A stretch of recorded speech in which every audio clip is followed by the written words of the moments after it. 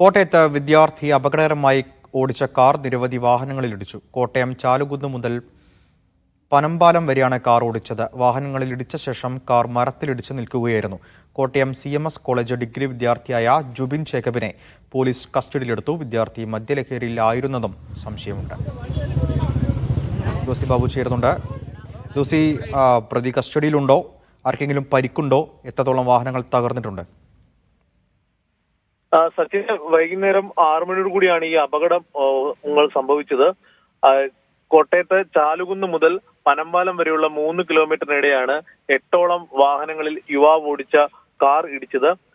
Fortuner car മറ്റ് കാറുകളിലും ഇരുചക്ര വാഹനങ്ങളിലും അടക്കം ഇടിച്ച് നിരവധി വാഹനങ്ങൾക്ക് കേടുപാട് സംഭവിച്ചിട്ടുണ്ട്. ഇതിൽ പിന്തുടർന്ന് ഈ അപകടത്തിൽപ്പെട്ട വാഹനത്തിലെ ആളുകൾ ഈ കാറിനെ പിന്തുടർന്ന് എത്തുകയും ഒടുവിൽ ഈ അപകടമുണ്ടാക്കിയ കാർ പനമ്പാലത്തിന് സമീപം മരത്തിൽ ഇടിച്ച് നിൽക്കുകയുമായിരുന്നു.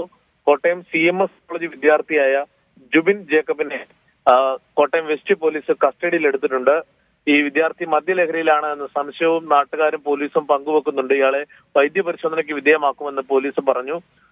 കാറിനുള്ളിൽ നിന്നും മദ്യക്കുപ്പികളും കണ്ടെത്തിയിട്ടുണ്ട്. എന്തായാലും രോഷാകുലരായ നാട്ടുകാർ ഈ യുവാവിനെ മർദ്ദിക്കുവാനും ശ്രമം നടത്തി. എന്തായാലും ഗൗരവതരത്തിലുള്ള അപകടമാണ് നടന്നത്. പക്ഷേ ആളുകൾക്ക് വലിയ പരിക്കില്ല എന്നത് ആശ്വാസകരമാണ്. പക്ഷേ വാഹനങ്ങളൊക്കെയും ധാരാളമായി വലിയ തോതിൽ വാഹനങ്ങൾക്ക് കേടുപാട് സംഭവിച്ചിട്ടുണ്ട്.